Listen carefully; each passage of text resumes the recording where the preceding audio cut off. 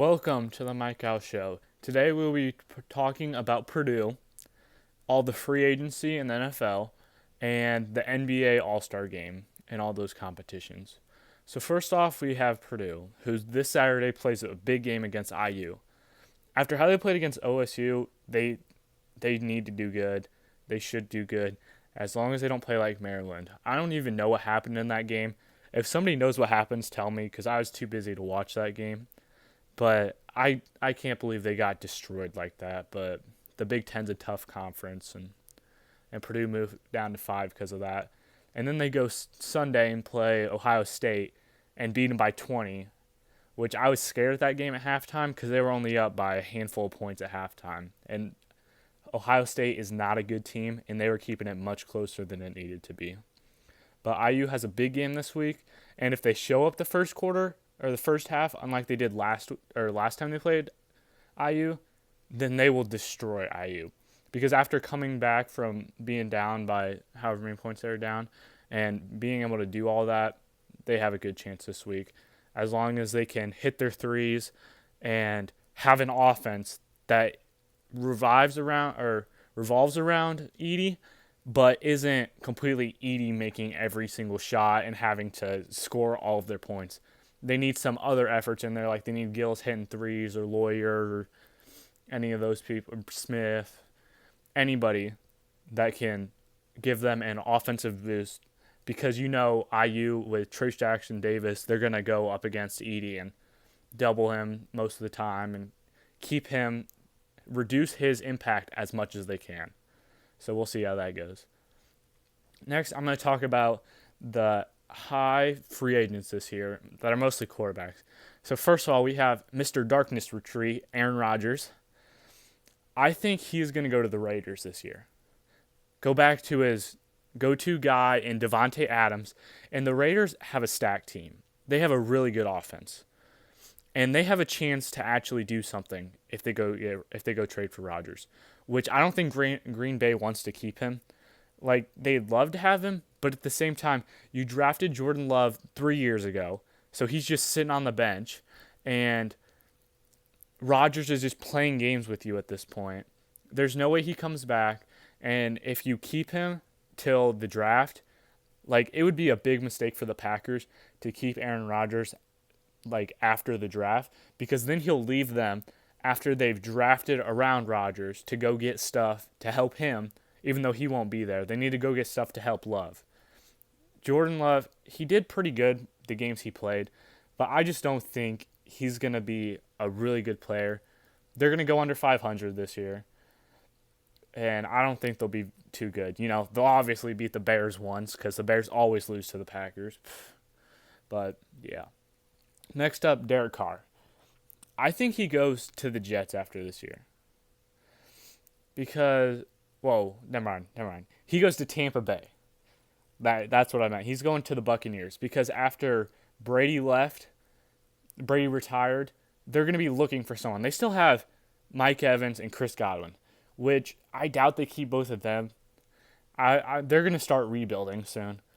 Whether it's now or in like 2 or 3 years. They're going to start rebuilding soon. So they're just going to have a mediocre quarterback who can get them along for how they are now with the contracts they have and all that stuff. So he'll be fine there. Lamar Jackson, I feel like he wants out of there, but I don't know where he would go. I think he's going to stay if and only if they go and get him some wide receiver help. He needs some major wide receivers there. I mean, when Duvernay's or whatever the heck his name is their top receiver, that's pathetic. So they're going to have to go get him some help. At first I thought maybe the Falcons because Marcus Mariota and stuff, but then I remember last year they just drafted Desmond Ridder. So based on that, you can't go and get Lamar. Next, we have Geno Smith. He's going to stay on Seattle. He had a breakout season, best season of his career. He did amazing last year, and there's no way they shy away from that. Next, we have Saquon Barkley. So I know a lot of people said about the Bears getting him, but I don't think he goes to the Bears. I think he goes back to the Giants, which he's already said he's staying on the Giants.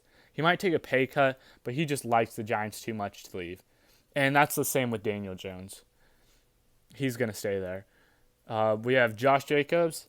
He's going to stay on the Raiders. They're going to be a powerhouse once they go get Rodgers. They're one of the best teams in the AFC. Probably will be the best team in the AFC. They'll actually finally beat the Chiefs. Jimmy G. I think Jimmy G goes to the Jets. That's what I meant instead of Carr. Because Jimmy G is not going to stay around on San Francisco after how Brock Purdy absolutely showed up last year and dominated. There's no way he stays around. And he's going to go to the Jets because they're looking for Rodgers. And they're not getting Rodgers. That's not happening. Rodgers is not going to stoop that low and go to a bad team. The Jets like mediocre veteran quarterbacks, which is exactly what Jimmy G is.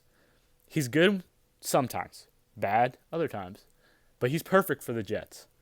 He'll get them to a above 500 team, nothing special. And then last is David Montgomery. So the Bears have a lot of stuff they can do this year, whether they let him go, keep him, all that fun stuff. I think they're going to let him go, let him explore the other teams, because based on Khalil Herbert, how he played last year, he's too good of a rookie, I guess it'd be a sophomore season, too good of a running back for you to be sitting him on the bench, or for him to be a backup, I guess. I mean, he split time with Montgomery last year, so might as well give him the ball, make him the prime one, and have him still on that rookie contract. So then you're not paying as much money. So because you're going to have to give Montgomery a contract, and Herbert is still on his rookie contract, meaning he'll get less money and still do just as good as Montgomery. Let's see. Next, we're going to talk about the NBA All-Star Game. So, first of all, the dunk contest, the guy that won, that's insane. He just signed with Philadelphia, I think. I don't even remember. Last Tuesday, because he played in the G League for his entire career. I saw a stat, he made $100,000 from winning the dunk contest. In his NBA career, he's made $160,000 before that. So that's just the signing bonus that he got for when he was drafted and goes and plays on the G League. And yeah, that's insane. And he says he wants to defend his dunk contest title next year, which I bet he'll be back, and he's not going to be on an actual NBA team. Well, I guess he will be on one, but he's not going to play. He'll still do what he did before, probably. So the Denver Nuggets coach, Michael Malone, who is the NBA All-Star coach for the West this year, said that this was, in his words, the worst basketball game ever played, which I 100% agree with it. It's like they're having layup lines and shooting contests the whole time. There's no defense played. Nobody's giving any effort. It's becoming like the NFL. It's just ridiculous. You're not, go out and have fun and compete and do all that stuff instead of just, messing around and not competing and not trying. Michael Malone, he was trying to get his team to compete, and he got Joel Embiid to do that. And Joel Embiid was trying to get his teammates to go do that. But they just showed no effort, and it becomes not even interesting to watch. I'll admit I didn't watch it because I don't want to, the NFL All-Star Game. I don't really want to watch that. I barely watched it because it's just not interesting.